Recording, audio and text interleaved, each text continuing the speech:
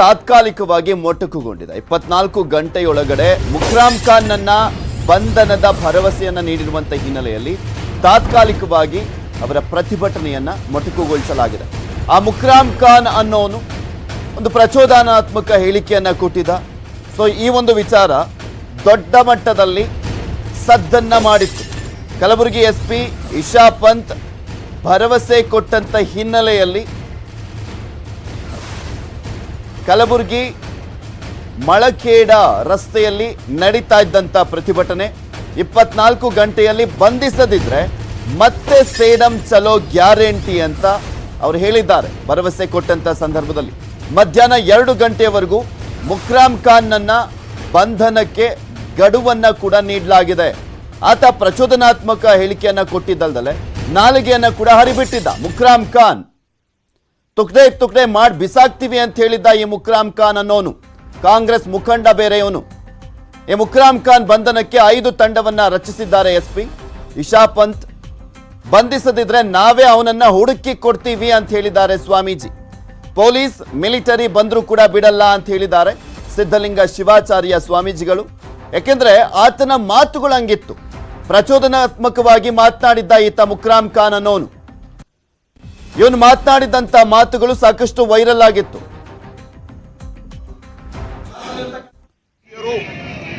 ಭಾರತದಾಗ ಇವತ್ತು ಕೆಟ್ಟ ಭಾಷೆ ಮತ್ತು ಮುಸ್ಲಿಮರ ಬಗ್ಗೆ ಹಿಜಾಬ್ ಒಂದು ವಿಷಯ ತೆಗೆದಿ ಆ ಹಿಜಾಬ್ಗೆ ನೀವು ಹೈಕೋಬಾರ್ದು ಹಿಜಾಬ್ ಅಂತ ಹೇಳ್ತಾ ಇದ್ದಾರೆ.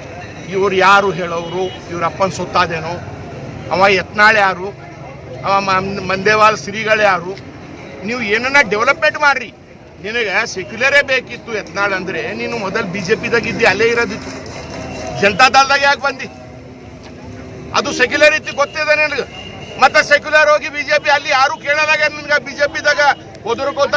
ಇದ್ರ ಬಗ್ಗೆ ಮತ್ತಷ್ಟು ಡೀಟೇಲ್ಸ್ ಅನ್ನ ನೀಡ್ತಾರೆ ನಮ್ಮ ಪ್ರತಿನಿಧಿ ಅರುಣ್ ಕುಮಾರ್. ದೂರವಾಣಿ ಸಂಪರ್ಕದಲ್ಲಿ ಜಾಯ್ನ್ ಆಗ್ತಾ ಇದ್ದಾರೆ. ಅರುಣ್ ಕುಮಾರ್, ಮುಕ್ರಾಮ್ ಖಾನ್ ಅನ್ನುವಂಥವನು ಪ್ರಚೋದನಾತ್ಮಕ ಹೇಳಿಕೆಯನ್ನ ಕೊಡೋದ್ರ ಜೊತೆಗೆ ನಾಲಿಗೆಯನ್ನ ಕೂಡ ಹರಿಬಿಟ್ಟಿದ್ದ. ಆತನನ್ನ ಬಂಧಿಸಬೇಕು ಅಂತನೂ ಕೂಡ ಹೋರಾಟವನ್ನ ಮಾಡಲಾಗ್ತಾ ಇತ್ತು. 5 ತಂಡ ರಚನೆ ಮಾಡಿದ್ದಾರಂತೆ. ಎಸ್ಪಿ ಹೇಳಿಕೆಯನ್ನ ಕೊಟ್ಟಿರುವಂತದ್ದು. ಅಂದ್ರೆ ಏನು ಎಸ್ಕೇಪ್ ಆಗಿದ್ದಾನ ಇವನು? ಹೌದು ಪೃಥ್ವಿ, ಏನು ಹಿಜಾಬ್ ಬೆಂಬಲಿಸಿ ಏನು ಪ್ರತಿಭಟನೆ ಮಾಡಿದ್ರು. ಆ ಸಂದರ್ಭದಲ್ಲಿ ಇಲ್ಲಿ ಆಂದೋಲನ ಮಠದ ಸಿದ್ಧಲಿಂಗ ಶಿವಾಚಾರ್ಯ ಮತ್ತೆ ಶಾಸಕರಾದ ಬಸವನಗೌಡ ಪಾಟೀಲ್ ಯತ್ನಾಳ್, ಈ ಮುಸ್ಲಿಂ ಕಂಡ ಇವ್ರು ಇಬ್ರು ಕೂಡ ಯಾವಾಗ ಬೇಕಾಗ ನಾಲ್ಗೆನ ಹರಿಬಿಡ್ತಾರೆ. ನಮ್ಮ ಮುಸ್ಲಿಮರನ್ನ ಕೀಳಾಗಿ ಮಾತಾಡ್ತಾರೆ. ಅವ್ರೇನಾದ್ರು ಈ ನಮ್ಮ ಹಿಜಾಬ್ ಬಗ್ಗೆ ಮಾತಾಡಬಾರ್ದು, ಹಿಜಾಬ್ ಹಾಕೋದು ನಮ್ ಧರ್ಮ ಅಂತದ್ರಲ್ಲಿ ಇವ್ರು ಹೇಳೋರು ಯಾರು? ಇವ್ರೇನಾದ್ರು ಬಂದ್ರೆ ತುಂಡು ತುಂಡಾಗಿ ಕತ್ತರಿಸ್ತೀನಿ ಅನ್ನೋ ಒಂದು ವಿವಾದಾತ್ಮಕ ಹೇಳಿಕೆಯನ್ನ ನೀಡಿದ. ಅದಾದ ನಂತರ ಇವರು ಸಿದ್ಧಲಿಂಗ ಶಿವಾಚಾರ್ಯರು ಅವ್ರು ಇಲ್ಲಿ ಬಂದ್ರೆ ನಾನು ಕಡಿತೀನಿ ಅಂತಂದಿದ್ದ. ಹಾಗಾಗಿ ಅವನ ಸವಾಲನ್ನ ಸ್ವೀಕರಿಸಿ ಸಿದ್ಧಲಿಂಗ ಶಿವಾಚಾರ್ಯರು ನಿನ್ನೆ ಏನು ಕಲಬುರಗಿಯಿಂದ ಸೇಡಂ ವರೆಗೂ ಬೃಹತ್ ಸೇಡಂ ಚಲೋ ಚಳವಳಿಯನ್ನ ಹಮ್ಮಿಕೊಂಡಿದ್ರು. ನಿನ್ನ ಮನೆ ಮುಂದೆ ನಾವು ಬರ್ತೀವಿ, ನಿನಗೆ ತಾಕತ್ತಿದ್ರೆ ನಮ್ಮ ತುಂಡಾಗಿ ಕತ್ತರಿಸೋಣ ಮಾತು ಕೂಡ ಹೇಳಿದ್ರು.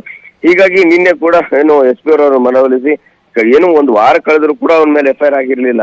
ಅದಾದ ನಂತರ ಮೊನ್ನೆ ಅವನ ರಾತ್ರಿ ಅವನ ಮೇಲೆ FIR ಆಗಿದೆ. ಹೀಗಾಗಿ ಇಷ್ಟೆಲ್ಲ ಆದ್ರೂ ಕೂಡ ಪೊಲೀಸರು ನಿರ್ಲಕ್ಷ್ಯ ವಹಿಸ್ತಾ ಇದ್ದಾರೆ. ಏನು ಅವನು ಇಂತಹ ಒಂದು ವಿವಾದಾತ್ಮಕ ಹೇಳಿಕೆಯನ್ನ ನೀಡಿ 1 ವಾರ ಗತಿಸಿದ್ರು ಕೂಡ ಅವನ ಮೇಲೆ FIR ಮಾಡಿರಲಿಲ್ಲ ಅಂತ ಆಕ್ರೋಶವನ್ನು ಕೂಡ ವ್ಯಕ್ತಪಡಿಸಿದ್ರು. ನಿನ್ನೆ ಏನೋ ಸೇಡಂ ಚಳವಳಿಯನ್ನು ಹಮ್ಮಿಕೊಂಡಿದ್ದು. ಹೀಗಾಗಿ ಅಲ್ಲಿ ಯಾವುದೇ ರೀತಿಯ ಒಂದು ಅಹಿತಕರ ಘಟನೆ ನಡೀಬಾರದು ಅನ್ನೋ ಕಾರಣಕ್ಕಾಗಿ ಸೇಡಂ ಪಟ್ಟಣ ಮತ್ತು ಸೇಡಂನಿಂದ 5 ಕಿಲೋಮೀಟರ್ ವರೆಗೂ 144 ಸೆಕ್ಷನ್ ಅನ್ನ ಜಾರಿ ಮಾಡಿದ್ರು. ಹೀಗಾಗಿ ಸೇಡಂ ಪಟ್ಟಣದಕ್ಕಿಂತ ಮುಂಚೆನೆ 7 ಕಿಲೋಮೀಟರ್ ಮೊದಲೇನೆ ಅವರನ್ನ ತಡೆದು ಅವರನ್ನ ಮನವೊಲಿಸುವಂತ ಕೆಲಸ ಕೂಡ SP ಅವರು ಮಾಡಿದ್ರು.